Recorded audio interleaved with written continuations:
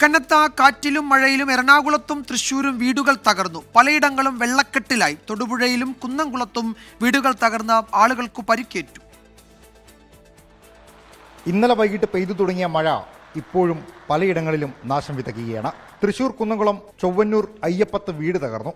അയ്യപ്പത്ത് സ്വദേശി വിജേഷിന്റെ വീടാണ് തകർന്നത്. വലിയ ശബ്ദം കേട്ട് വീട്ടിലുണ്ടായിരുന്നവർ പുറത്തേക്ക് ഓടിയതിനാൽ വൻ ദുരന്തമാണ് ഒഴിവായത്. തൃശൂരിൽ ഇതുവരെ 12 ക്യാമ്പുകൾ തുറന്നു. 184 പേരെ ക്യാമ്പുകളിലേക്ക് മാറ്റി പാർപ്പിച്ചിട്ടുണ്ട്. 11 വീടുകൾ ഭാഗികമായും ഒരു വീട് പൂർണ്ണമായും തകർന്ന നിലയിലാണ്. തൊടുപുഴ കുമാരമംഗലത്തും ശക്തമായ കാറ്റിൽ മരം വീണ വീട് തകർന്നു. വയോധികരായ ജോർജ്, കുഞ്ഞുമ്മ എന്നിവരുടെ വീടാണ് തകർന്നത്. വീടിന്റെ ഓട് വീട് പരിക്കേറ്റ ഇവരെ ആശുപത്രിയിൽ പ്രവേശിപ്പിച്ചിരിക്കുകയാണ്. എറണാകുളം ജില്ലയുടെ കിഴക്കൻ മേഖലയിലും വൻ നാശമാണ് മഴ വിതച്ചത്. കുട്ടമ്പുഴ ഇളംപ്ലാശ്ശേരി ഉന്നതിയിൽ മരം വീണ 3 വീടുകൾ തകർന്നു.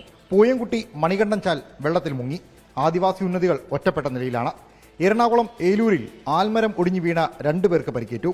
പാട്ടുപുറക്കൽ ക്ഷേത്രത്തിന്റെ ആൽമരമാണ് ശക്തമായ കാറ്റിലും മഴയിലും തകർന്നു വീണത്. വിവിധ ബ്യൂറോകൾക്കൊപ്പം 24 തൊടുപുഴ.